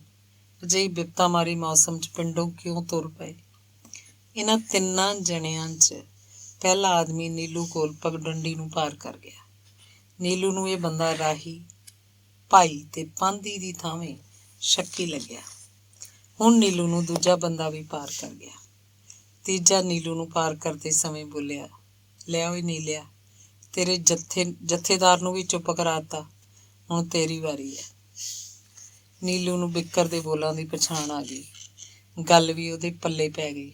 ਗੱਲ ਦੀ ਸਮਝ ਆਉਣ ਸਾਰ ਨੀਲੂ ਦੀਆਂ ਅੱਖਾਂ ਅੱਗੇ ਹਨੇਰਾ ਛਾ ਗਿਆ। ਉਹ ਉਧਾਲੀ ਜਿਹੀ ਖਾ ਕੇ ਪਿੰਡ ਵੱਲ ਜਾਂਦੀ ਪਗਡੰਡੀ ਉੱਤੇ ਧੜਮ ਦੇਣੇ ਡਿੱਗ ਪਿਆ। ਅੰਗ 13ਵਾਂ। ਜਥੇਦਾਰ ਦਿੱਤ ਸਿੰਘ ਦੇ ਭੋਗ ਮਗਰੋਂ ਨੀਲੂ ਬਹੁਤ ਉਦਾਸ ਰਹਿਣ ਲੱਗ ਪਿਆ। ਚਿੱਤ ਦੀ ਉਦਾਸੀ ਨੇ ਨੀਲੂ ਨੂੰ ਬਿਮਾਰ ਕਰ ਦਿੱਤਾ। ਨੀਲੂ ਨੇ ਆਪਣੇ ਲਈ ਆਖੇ ਆਪਣੇ ਮਿੱਤਰਾਂ ਦੇ ਸ਼ਬਦ ਭਾਵੇਂ ਆਪਣੀ ਮਾਂ ਜੈਦੀ ਨੂੰ ਨਹੀਂ ਦੱਸੇ ਸੀ, ਪਰ ਉਹ ਆਪਣੇ ਬਿਮਾਰ ਤੇ ਉਦਾਸ ਪੁੱਤ ਨੂੰ ਵੇਖ ਕੇ ਬਿਮਾਰਾਂ ਵਰਗੀ ਰਹਿੰਦੀ। ਲਗਾਤਾਰ 3-4 ਮਹੀਨਿਆਂ ਦੀ ਜ਼ਹਿਮਤ ਨੇ ਘਰ ਦਾ ਮੂੰਹ ਮੁਹਾਂਦਰਾ ਬੇਆਬ ਜਿਹਾ ਕਰ ਛੱਡਿਆ ਸੀ। ਦੇਸੂ ਨੀਲੂ ਦਾ ਹਰ ਰੋਜ਼ ਪਤਾ ਲੈਣ ਆਉਂਦਾ। ਲੱਛੂ ਕੇ ਡੁੱਡੇ ਪੜਾਕੂ ਨੂੰ ਵੀ ਨੀਲੂ ਨਾਲ ਬੜਾ ਮੋਹ ਸੀ। ਉਹ ਵੀ ਨੀਲੂ ਦਾ ਹਰ ਰੋਜ਼ ਪਤਾ ਲੈਣ ਆਉਂਦਾ। ਕਾਫੀ ਚਿਰ ਤੱਕ ਲੱਛੂ ਦਾ ਡੁੱਡਾ ਨੀਲੂ ਕੋਲ ਬੈਠਾ ਰਹਿੰਦਾ। ਇੱਕ ਦਿਨ ਲੱਛੂ ਦਾ ਡੁੱਡਾ ਪੜਾਕੂ ਗੀਰਾ ਨੀਲੂ ਨਾਲ ਬੈਠਾ ਪੰਜਾਬ ਦੀਆਂ ਮਾਰ ਦਿੱਤੇ ਗਏ ਰਾਧੇ ਦਿੱਤ ਸਿੰਘ ਡਾਕਟਰ ਤੇ ਦੇਸੂ ਦੇ ਮੁੰਡੇ ਦੀਆਂ ਗੱਲਾਂ ਕਰੀ ਜਾਵੇ ਤੇ ਨੀਲੂ ਸੋਚਦੇ ਵਹਿਣ 'ਚ ਗੀਰੇ ਦੀ ਡੁੱਡੀ ਲੱਤ ਬਾਰੇ ਸੋਚੀ ਗਿਆ। ਲਓ ਵੇਖ ਲਓ, ਇਸ ਮੁੰਡੇ ਦੀ ਪਿੰਜਣੀ ਉੱਤੇ ਬਾਲ ਤੋੜ ਫਿੰਸੀ ਤੋਂ ਵਧੰਤ ਵੱਧਦਾ ਕਿੱਥੇ ਤੱਕ ਪੁੱਜ ਗਿਆ। ਬਾਲ ਤੋੜ ਫਿੰਸੀ ਨੂੰ ਗੀਰੇ ਨੇ ਖੁਰਕ ਲਿਆ। ਗੀਰੇ ਦੇ ਨਹੁੰ ਦੀ ਜ਼ਹਿਰ ਫਿੰਸੀ 'ਚ ਚਲੀ ਗਈ। ਗੀਰੇ ਦੀ ਟੰਗ 5-7 ਦਿਨਾਂ 'ਚ ਸੁੱਜ ਕੇ ਭੜੋਲਾ ਬਣ ਗਈ। ਘਰ ਵਾਲੇ ਹਥੌਲੇ ਕਰਾਉਂਦੇ ਰਹੇ, ਧਾਗੇ ਤਵੀਤ ਕਰਾਉਂਦੇ ਰਹੇ, ਛਲ ਪੈਣ ਤੋਂ ਕਾਲਾ ਧਾਗਾ ਕਰਵਾ ਕੇ ਬੰਨ੍ਹਦੇ ਰਹੇ। ਉਧਰ ਗੀਰੇ ਦੀ ਟੰਗ 'ਚ ਰਾਤ ਵੱਧਦੀ ਗਈ। ਸ਼ਹਿਰ ਜਦ ਵੱਡੇ ਡਾਕਟਰ ਕੋਲ ਲੈ ਕੇ ਗਏ ਤਾਂ ਉਹਨੇ ਡੂੰਘੀ ਦੇਖਭਾਲ ਮਗਰੋਂ ਆਖਿਆ ਸੀ, ਲੱਤ ਵੱਢਣੀ ਪੈਣੀ, ਨਹੀਂ ਤਾਂ ਸਾਰੇ ਸਰੀਰ 'ਚ ਪੱਸ ਦੇ ਫੈਲ ਜਾਣ ਦਾ ਖਤਰਾ ਹੈ। ਅੱਜ ਇਸ ਘਟਨਾ ਦੀ ਪੁਰਾਣੀ ਯਾਦ ਨਾਲ ਗੰਭੀਰ ਹੋਏ ਨੀਲੂ ਨਾਲ ਗੀਰਾ ਗੱਲਾਂ ਵੀ ਕਰਦਾ ਰਿਹਾ ਤੇ ਉਹ ਗੀਰੇ ਦੇ ਆਖੇ ਪ੍ਰਸ਼ਨ ਦਾ ਉੱਤਰ ਵੀ ਦਿੰਦਾ ਰਿਹਾ। ਵੇਖ ਨਾ ਭਾਈ ਗੀਰਿਆ, ਆਹ ਵੇਖ ਨਾ, ਤੇਰੀ ਪਿੰਜਣੀ ਦੀ ਨਿੱਕੀ ਜਿਹੀ ਬਾਲ ਤੋੜ ਫੈਂਸੀ ਨੇ ਤੈਨੂੰ ਕਿੰਨਾ ਨੁਕਸਾਨ ਦੇ ਦਿੱਤਾ। ਬਸ ਇਹੀ ਹਾਲ ਆਪਣੇ ਪੰਜਾਬ ਦੀ ਸਮੱਸਿਆ ਬਾਲ ਤੋੜ ਫੈਂਸੀ ਵਰਗੀ ਸੀ ਤੇ ਸਿਆਸਤ ਦੀ ਪਸ ਫੈਲਦੀ ਫੈਲਦੀ ਹੁਣ ਕਿੱਥੇ ਤੱਕ ਆ ਪੁੱਜੀ ਹੈ। ਜਿਸ ਦਿਨ ਦਾ ਨੀਲੂ ਵੱਲ ਨਹੀਂ ਸੀ, ਉਸ ਦਿਨ ਤੋਂ ਹੀ ਜੈਦੀ ਬਰਸੀਮ ਲੈਣ ਜਾਂਦੀ ਸੀ। ਅੱਜ ਬਰਸੀਮ ਲੈ ਕੇ ਆਉਣ ਮਗਰੋਂ ਨੀਲੂ ਦੀ ਮਾਂ ਜੈਦੀ ਨੇ ਆਖਿਆ, ਵੇ ਭਾਈ ਨੀਲਿਆ, ਮੈਨੂੰ ਇੱਥੇ ਆਪਣੀ ਬਰਸੀਮ ਕੋਲ ਦੀ ਰਜਵਾਏ ਦੀ ਪਟੜੀ ਦੇ ਸਕੂਟਰ ਉੱਤੇ ਜਾਂਦਾ ਬੋਧਾ ਦਿਸਿਆ। ਮੈਂ ਤਾਂ ਭਾਈ ਉਹਨੂੰ ਹਾਕ ਮਾਰ ਲਈ। ਪਹਿਲਾਂ ਤਾਂ ਮੇਰੀ ਹਾਕ ਉਹਨੂੰ ਸੁਧੀ ਨਾ, ਪਰ ਮੈਂ ਜਦੋਂ ਹੱਥਾਂ ਦਾ ਗੋਲੂਆ ਜਿਹਾ ਬਣਾ ਮੂੰਹ 'ਤੇ ਰੱਖ ਕੇ 2-3 ਉੱਚੀਆਂ ਉੱਚੀਆਂ ਹਾਕਾਂ ਮਾਰੀਆਂ, ਉਹਨੇ ਸਕੂਟਰ ਰੁਕਵਾਇਆ ਤੇ ਬਰਸੀਮ 'ਚ ਮੇਰੇ ਕੋਲ ਆ ਗਿਆ। ਮੇਰੇ ਕੋਲ ਆ ਕੇ ਮੈਨੂੰ ਭੂਆ ਆਖ ਮੇਰੇ ਗੋਡੀ ਹੱਥ ਲਾਏ। ਬਸ ਭਾਈ ਨੀਲੂ, ਮੈਂ ਤਾਂ ਹਫਲੀ ਜੀ ਨੇ ਆਖ ਹੀ ਦਿੱਤਾ, ਵੇ ਪੁੱਤ ਬੋਧਿਆ, ਸੁਣਿਆ ਤੁਸੀਂ ਮੇਰੇ ਨੀਲੂ ਨੂੰ ਮਾਰਨ ਨੂੰ ਫਿਰਦੇ ਹੋ।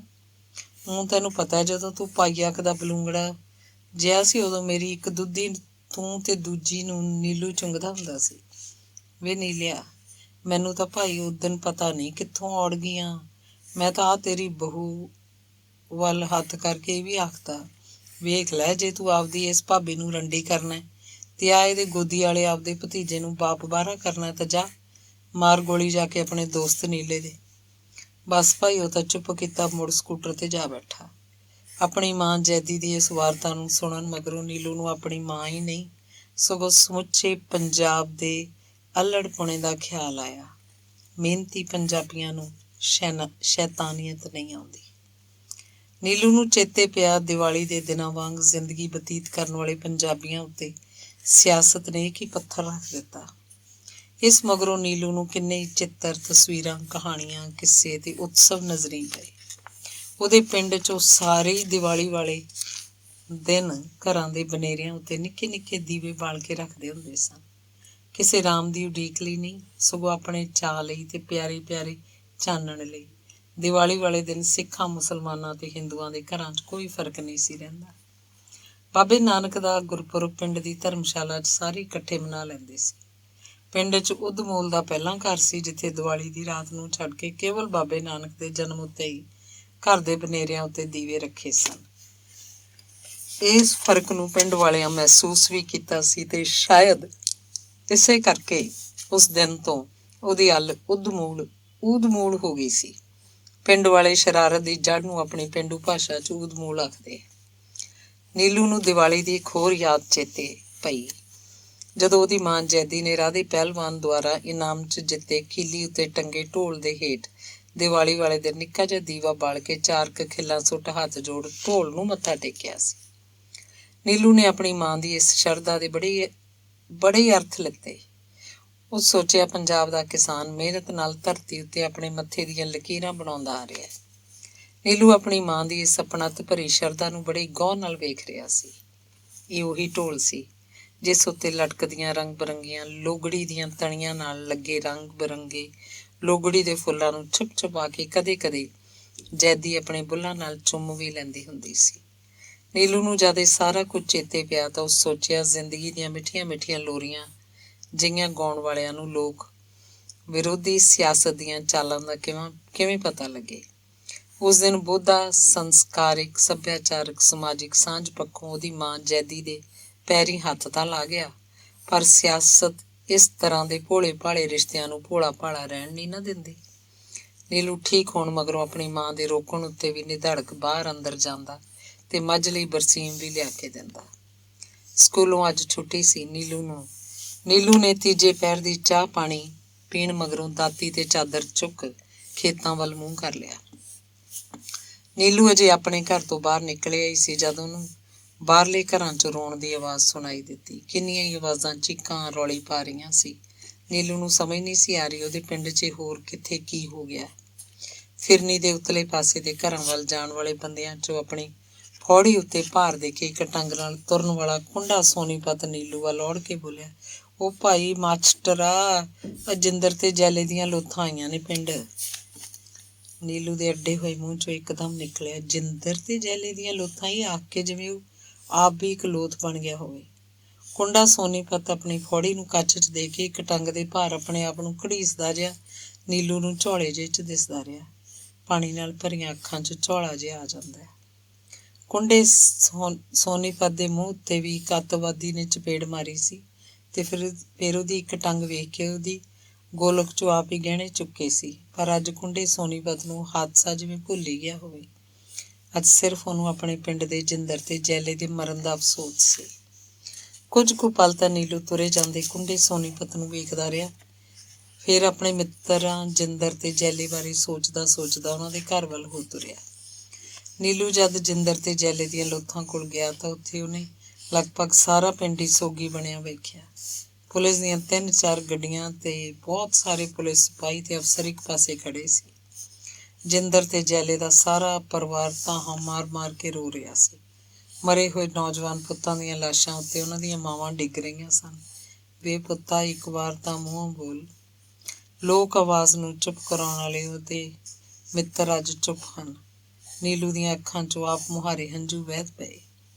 ਬੋਧਾ ਤੇ ਬਿੱਕਰ ਤਾਂ ਗਾਹੇ ਬਗਾਹੇ ਪਿੰਡ ਆਉਂਦੇ ਵੀ ਰਹਿੰਦੇ ਸੀ, ਪਰ ਜਿੰਦਰ ਤੇ ਜੈਲੇ ਨੂੰ ਤਾਂ ਉਹਨਾਂ ਦੇ ਘਰ ਵਾਲਿਆਂ ਨੇ ਕਈ ਸਾਲਾਂ ਤੋਂ ਕਦੇ ਜੀ ਭਰ ਕੇ ਵੇਖਿਆ ਵੀ ਨਹੀਂ ਸੀ।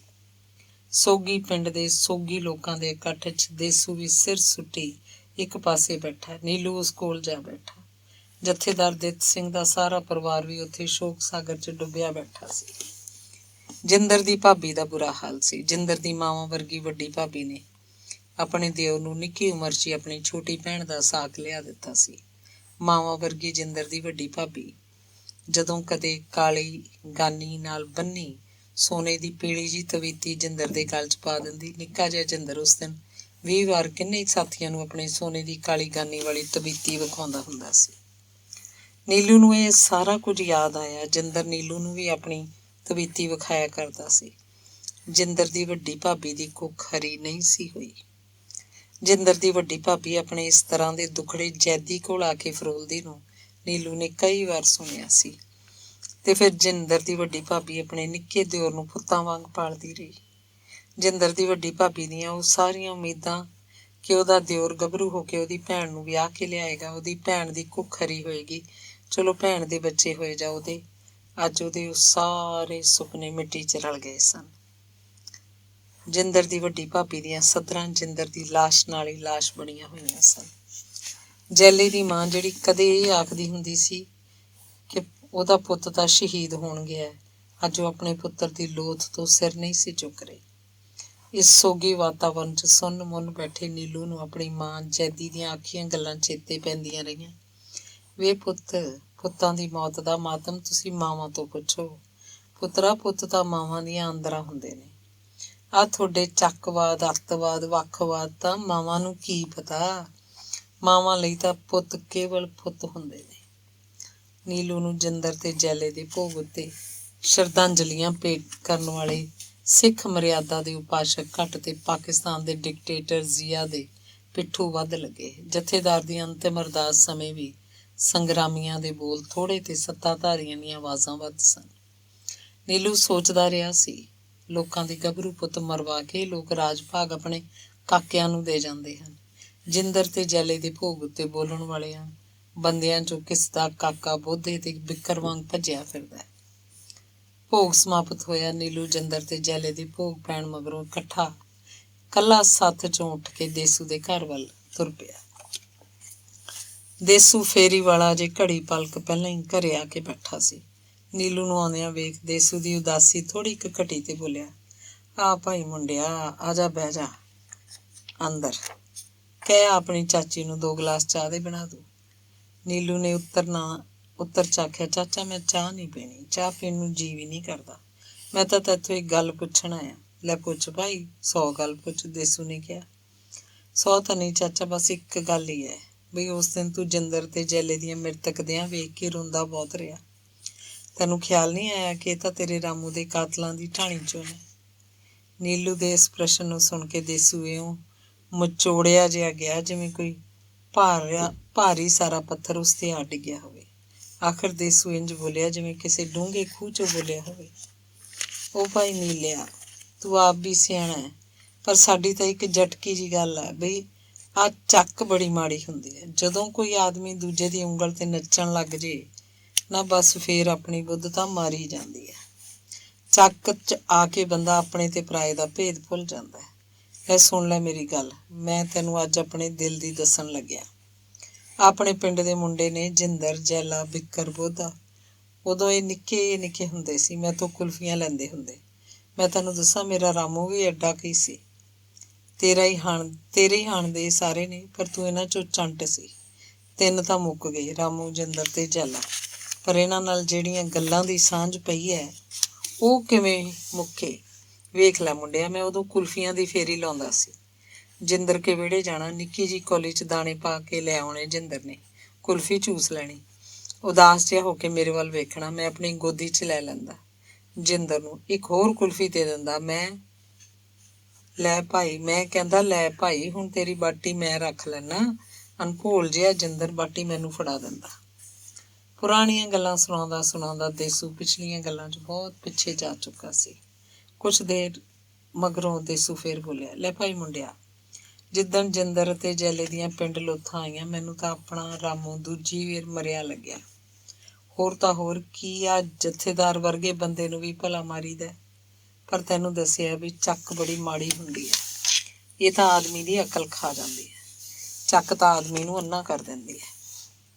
ਸੋਗੀ ਗੱਲਾਂ ਸੁਣਦਾ ਸੁਣਦਾ ਨੀਲੂ ਦੇਸੂ ਦਾ ਘਰ ਛੱਡ ਕੇ ਆਪਣੇ ਘਰ ਵੱਲ ਨੂੰ ਤੁਰ ਪਿਆ। ਆਪਣੇ ਘਰ ਵੱਲ ਨੂੰ ਆਉਂਦਿਆਂ ਨੀਲੂ ਸੋਚੀ ਜਾ ਰਿਹਾ ਸੀ, ਪੰਜਾਬ ਦੀ ਧਰਤੀ 'ਚੋਂ ਜੰਮੇ ਮੁਸਲਮਾਨ, ਹਿੰਦੂ, ਸਿੱਖ ਪੰਜਾਬੀ ਮਾਂ ਦੇ ਪੁੱਤ ਹੀ ਤਾਂ ਹਨ। ਪਰ ਸਿਆਸਤ ਦੀ ਤਿੱਖੀ ਤਲਵਾਰ ਨੇ ਇਸ ਮਾਂ ਦੀ ਇੱਕ ਦੁੱਧੀ ਨੂੰ ਵੱਢ ਕੇ ਸਤਲੁਜ ਤੋਂ ਪਾਰ ਸੁੱਟ ਦਿੱਤਾ।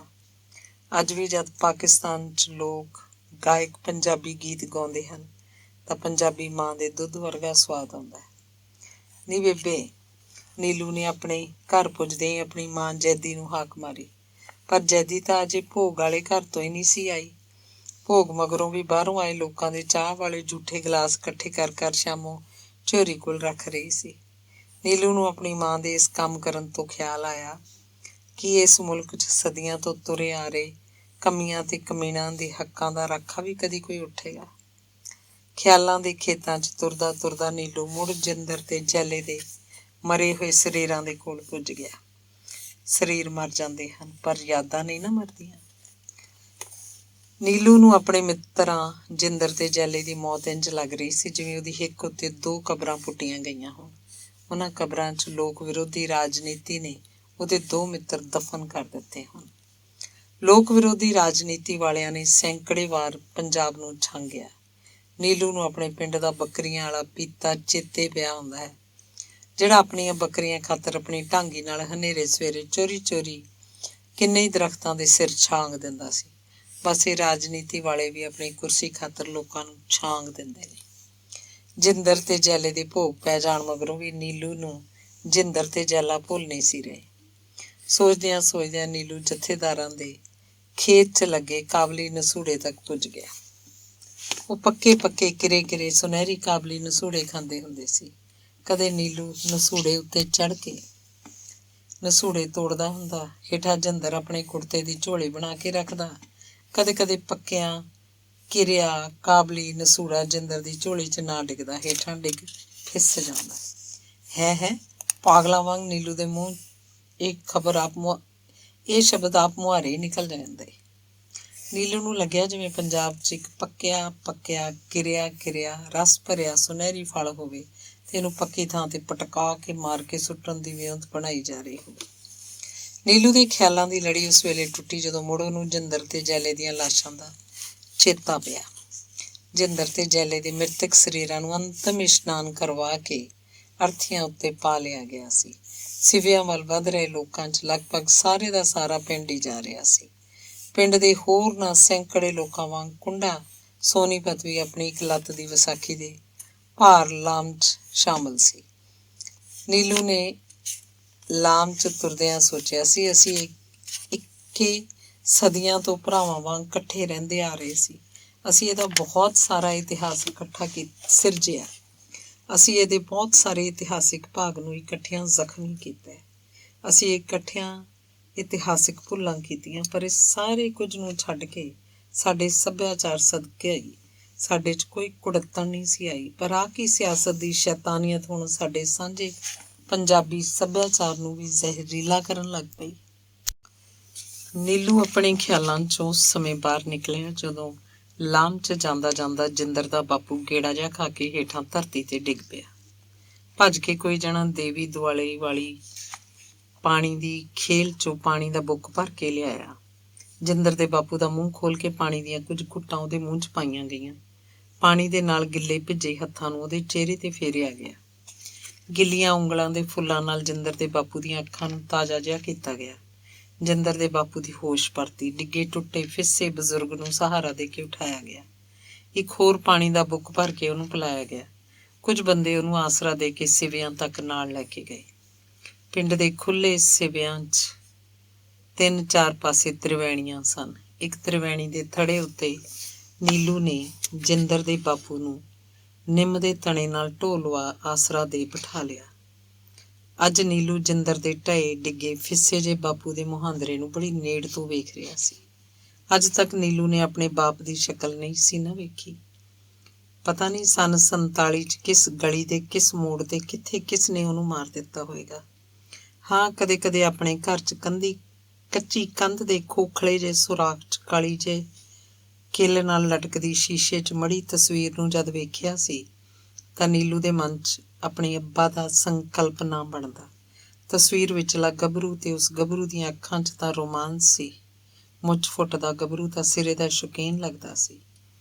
ਇਸ ਤਰ੍ਹਾਂ ਦੇ ਸੰਕਲਪ ਵਿਕਲਪ 'ਚੋਂ ਨੀਲੂ ਉਸ ਵੇਲੇ ਹੀ ਬਾਹਰ ਨਿਕਲ ਗਿਆ ਜਦ ਤ੍ਰਿਵੈਣੀ ਦੇ 3 ਦਰਖਤਾਂ 'ਚੋਂ ਨਿੰਮ ਦਾ ਸਹਾਰਾ ਲੈ ਕੇ ਬਿਠਾਇਆ ਜਿੰਦਰ ਦਾ ਬਾਪੂ ਇੱਕ ਪਾਸੇ ਨੂੰ ਲੁੜਕ ਗਿਆ।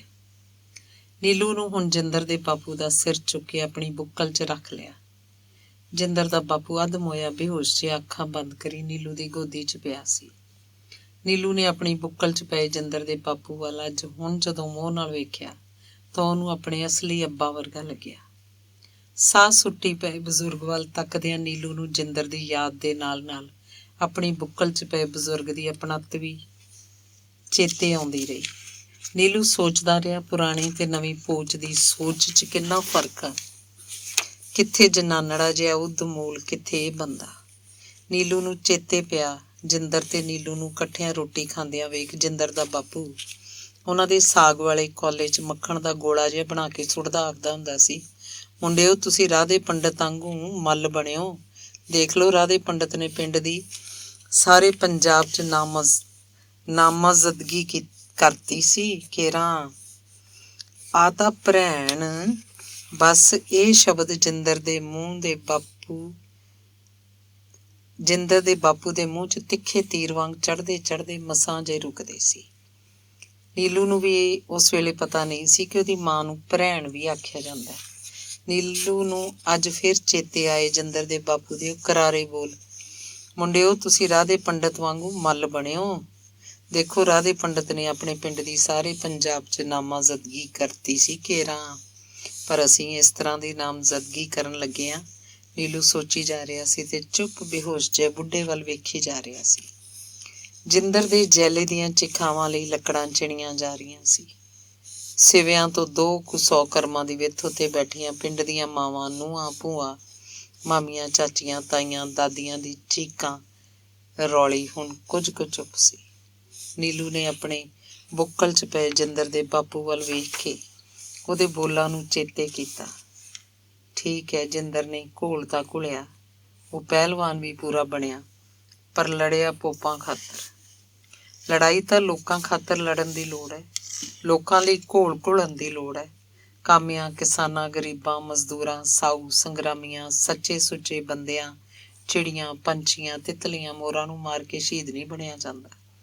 ਸ਼ਹੀਦੀ ਖਾਤਰ ਲੋਕ ਦੁਸ਼ਮਣਾਂ ਨੂੰ ਮਾਰਨ ਦੀ ਲੋੜ ਹੈ।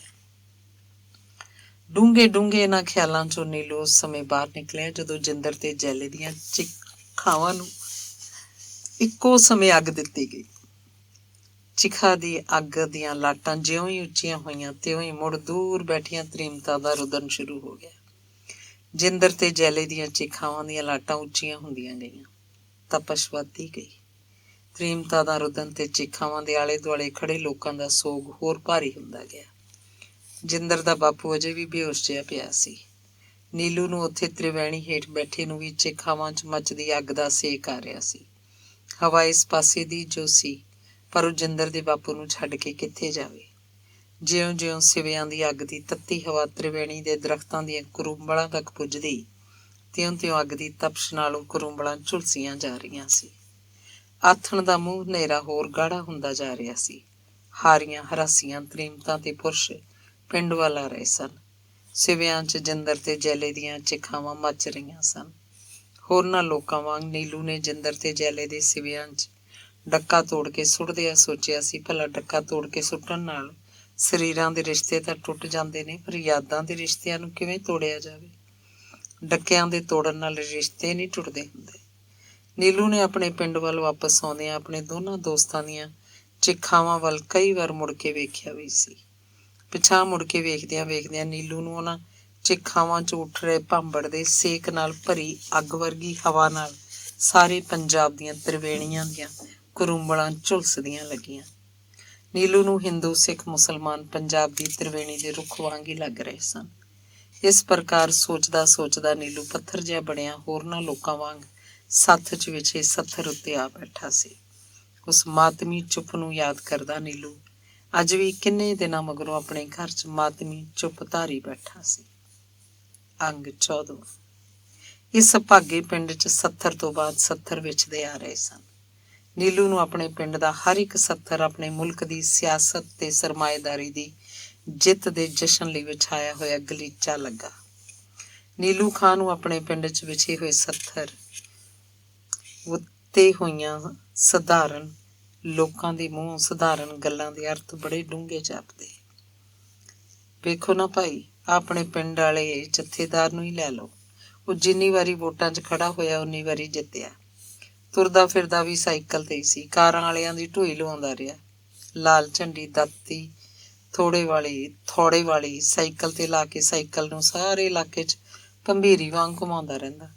ਉਹ ਤਾਂ ਕਿਸੇ ਤੋਂ ਹਾਰਿਆ ਨਾ। ਆਹ ਮਰਵਾਤਾ ਹਾਰਨ ਵਾਲਿਆਂ ਨੇ। ਜਿੰਨੇ ਵਾਰੀ ਉਹ ਜੇਲ੍ਹ 'ਚ ਰਿਹਾ ਉਨੀ ਤਾਂ ਕਈਆਂ ਵਜ਼ੀਰਾਂ ਦੀ ਉਮਰ ਨਹੀਂ ਹੋਣੀ।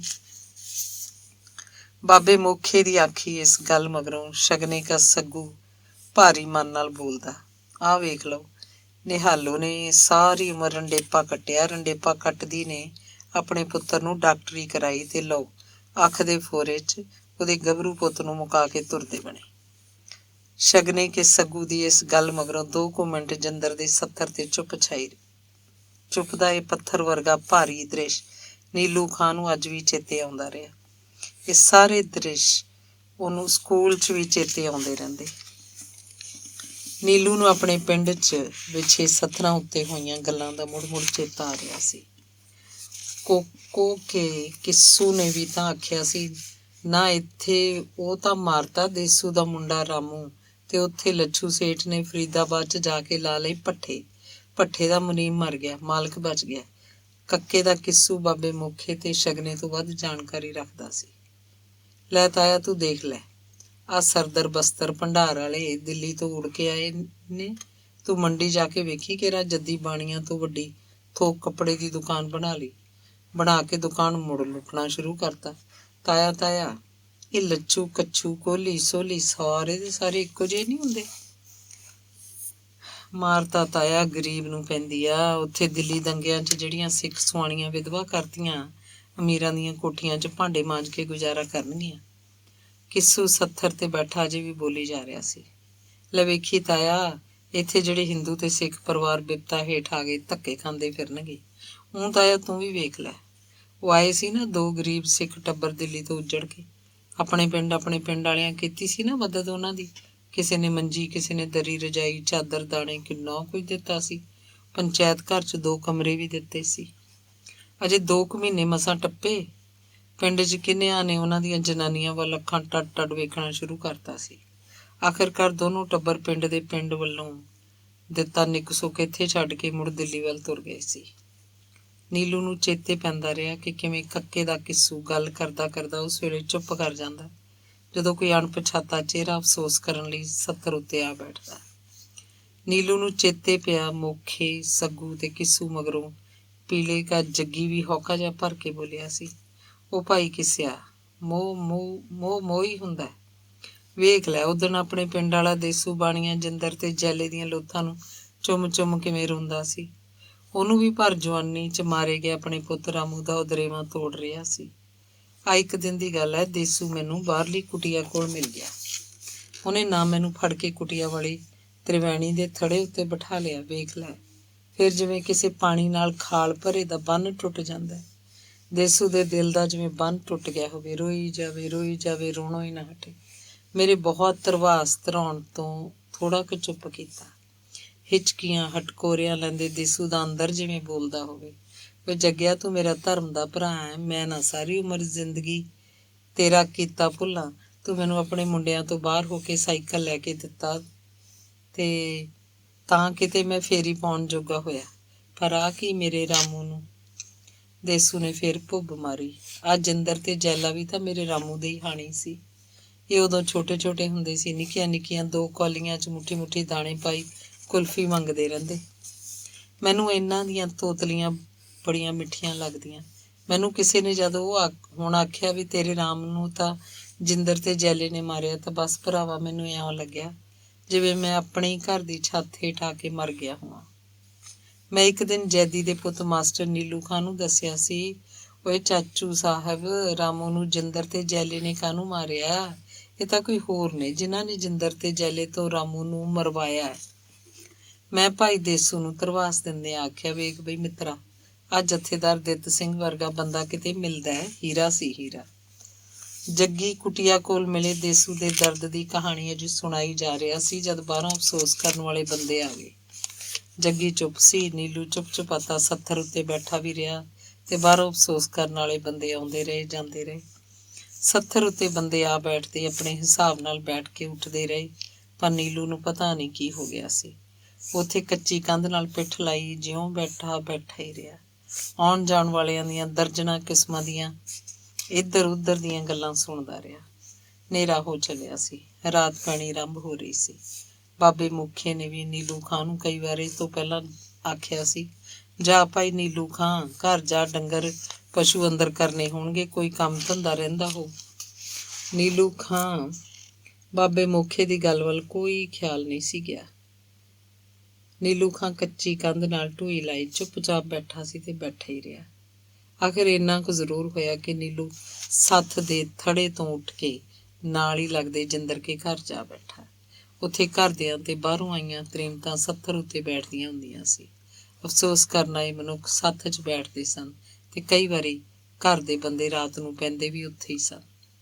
ਨੀਲੂ ਖਾਂ ਜਦ ਘਰ ਪੁੱਜਿਆ ਤਾਂ ਉਹਨੇ ਵੇਖਿਆ ਜਿੰਦਰ ਦੀ ਮਾਂ ਸੱਥਰ ਤੇ ਸਿਰ ਸੁੱਟੀ ਪਈ ਹੈ। ਘਰ ਦੇ ਬਾਕੀ ਬੰਦੇ ਥੋੜਾ ਔੜ ਪੌੜ ਕਰੀ ਜਾ ਰਹੇ। ਜਿੰਦਰ ਦੀ ਮਾਂ ਨੇ ਪਾਸਾ ਪਰਤਿਆ। ਉਹਨੂੰ ਆਪਣੇ ਕੋਲ ਬੈਠੇ ਬੰਦੇ ਦੇ ਬੈਠਣ ਦਾ ਅਹਿਸਾਸ ਹੋਇਆ। ਕੌਣ ਹੈ ਭਾਈ? ਮੈਂ ਆ ਬੇਬੇ, ਜੈਦੀ ਦਾ ਨੀਲੂ।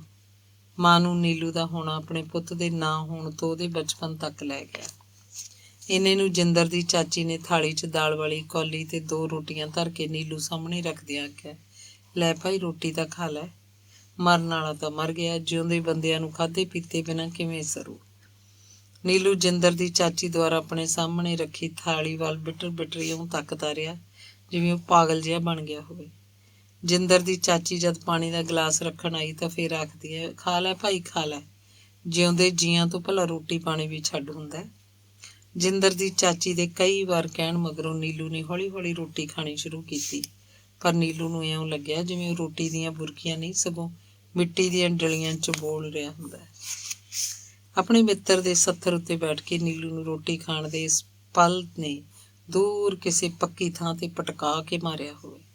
ਪੱਕੇ ਰੋੜਾਂ ਵਾਲੀ ਧਰਤੀ ਤੇ ਉਹਦੀ ਢੂਈ ਦਾ ਮਾਸ ਜਿਵੇਂ ਉਖੜ ਗਿਆ ਹੋਵੇ। ਕਈ ਤਿੱਖੇ ਰੋੜ ਉਹਦੀ ਢੂਈ 'ਚ ਚੁੱਭ ਵੀ ਗਏ ਸੀ।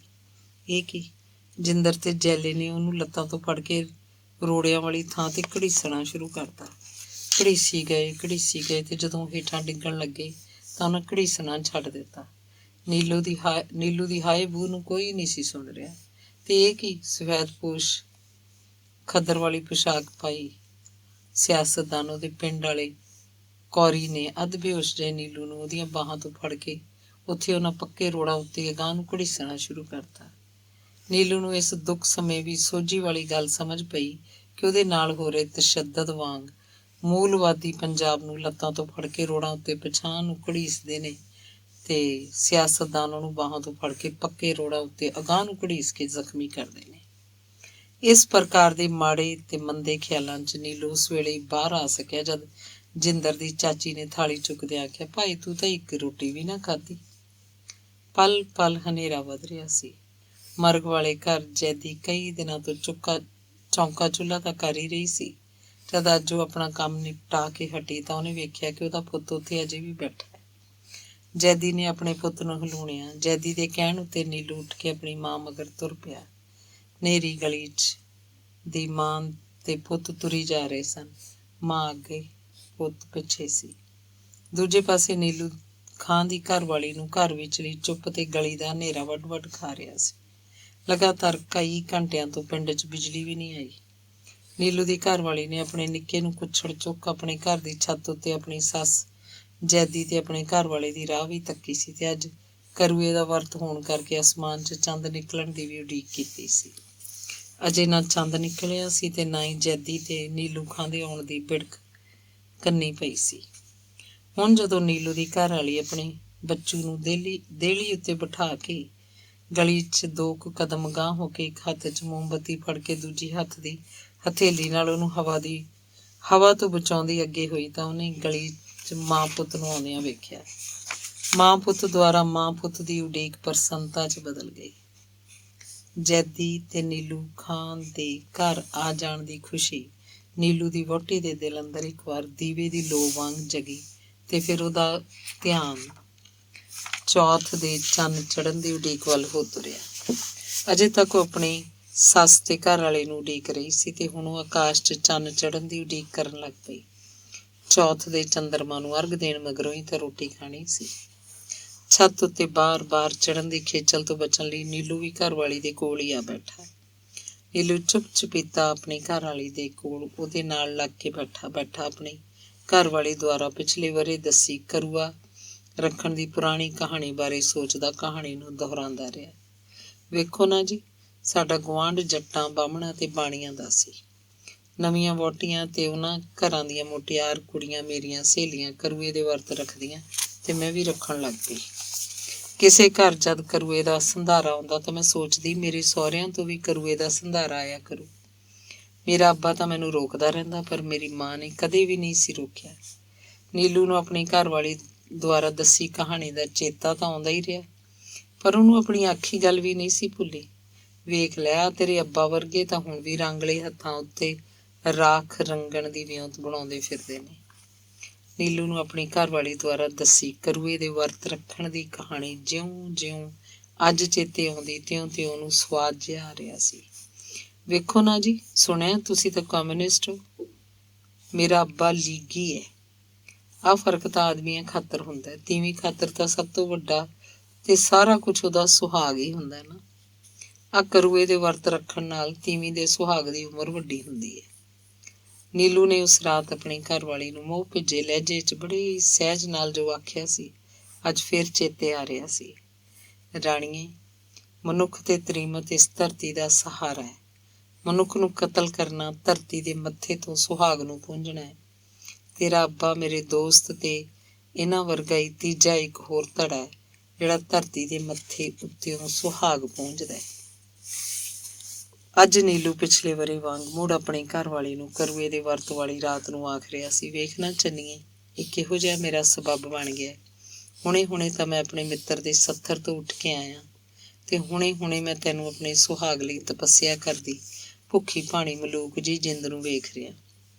ਜੈਲਾ ਤੇ ਜਿੰਦਰ ਵੀ ਤਾਂ ਕਿਸੇ ਦਿਨ ਜ਼ਿੰਦਗੀ ਦੇ ਸੁਹਾਗ ਵਾਂਗ ਜਨਮੇ ਸਨ ਪਰ ਫਿਰ ਉਹ ਪਤਾ ਨਹੀਂ ਕਿਸ ਸੁਹਾਗ ਨੂੰ ਮਾਰ ਕੇ ਕਿਹੜੇ ਸੁਹਾਗ ਦੀ ਸਲਾਮਤੀ ਲਈ ਕਿਸ ਦਾ ਸੰਦੇਸ਼ ਲੈ ਕੇ ਤੁਰ ਗਏ। ਚੰਨੀਏ, ਮੈਂ ਹੁਣੇ ਵੇਖਿਆ ਮੋਮਬੱਤੀ ਦੇ ਚਾਨਣ 'ਚ ਤੇਰੇ ਮਹਿੰਦੀ ਰੰਗੇ ਹੱਥ ਸੂਹੇ ਸੂਹੇ ਬੜੇ ਪਿਆਰੇ ਲੱਗਦੇ ਆ। ਤੂੰ ਇੱਕ ਹੱਥ ਮੋਮਬੱਤੀ ਫੜੀ ਸੀ ਤੇ ਦੂਜੇ ਹੱਥ ਦੀ ਹਥੇਲੀ ਨਾਲ ਉਹਨੂੰ ਹਵਾ ਦੇ ਝੋਂਕੇ ਲੱਗਣ ਤੋਂ ਬਚਾ ਰਹੀ ਸੀ ਤਾਂ ਕਿ ਮੋਮਬੱਤੀ ਬੁਝ ਨਾ ਜਾਏ। ਮੇਰਾ ਬੱਚੂ ਤੇਰੇ ਪੈਰਾਂ 'ਚ ਬੈਠਾ ਸੀ। ਬਸ ਚੰਨੀਏ, ਆਹੀ ਹਾਲ ਮੇਰਾ ਹੈ। ਮੈਂ ਵੀ ਹੱਕ ਸੱਚ ਦੀ ਉਸ ਮੋਮਬੱਤੀ ਨੂੰ ਬੁਝਣ ਤੋਂ ਬਚਾਉਣ ਲਈ ਫਿਕਰਮੰਦ ਹਾਂ, ਜਿਹਨੂੰ ਬੋਧਾ, ਬਿੱਕਰ, ਜਿੰਦਰ ਤੇ ਜੈਲੇ ਅਰਗੇ ਬੁਝਾਉਂਦੇ ਫਿਰਦੇ ਨੇ। ਨੀਲੂ ਦੇ ਇਸ ਪ੍ਰਕਾਰ ਦੀਆਂ ਗੱਲਾਂ ਕਰਦਿਆਂ ਕਰਦਿਆਂ ਚੌਥ ਦਾ ਨਿੱਕਾ ਜਿਹਾ ਚੰਨ ਆਕਾਸ਼ ਦੀ ਕਾਲੀ ਕਾਲੀ ਕੁੱਖ 'ਚੋਂ ਬਾਹਰ ਆ ਰਿਹਾ ਸੀ। ਨੀਲੂ ਦੀ ਘਰਵਾਲੀ ਚੌਥ ਦੇ ਚੰਨ ਨੂੰ ਅਰਗ ਦੇ ਹੇਠਾਂ ਆ ਰਹੀ ਪਿੱਛੇ ਪਿੱਛੇ ਆਉਂਦਾ ਨੀਲੂ ਖਾਂ ਸੋਚੀ ਜਾ ਰਿਹਾ ਸੀ। ਜਦੋਂ ਵੀ ਜ਼ਿੰਦਗੀ ਦੀਆਂ ਗਲੀਆਂ 'ਚ ਹਨੇਰਾ ਹੋਇਆ, ਮਨੁੱਖ ਨੂੰ ਦਿਸਣੋਂ ਹਟਿਆ ਹੈ, ਪ੍ਰੀਮਤ ਨੇ ਆਪਣੇ ਪਿਆਰ, ਮੋਹ, ਗੀਤ, ਸੰਗੀਤ, ਨਾਚ, ਤਿਆਗ, ਅਥਰੂਆਂ ਤੇ ਅੱਖਾਂ ਦੇ ਦੀਵੇ ਨਾਲ ਚਾਨਣ ਕੀਤਾ ਹੈ। ਸਮਾਂ ਬੀਤ ਜਾਣ ਮਗਰੋਂ ਨੀਲੂ ਨੂੰ ਅੱਜ ਵੀ ਆਪਣੀ ਘਰਵਾਲੀ ਦੀ ਯਾਦ ਪਿਆਰੀ ਪਿਆਰੀ ਲੱਗ ਰਹੀ ਸੀ। ਧੰਨਵਾਦ।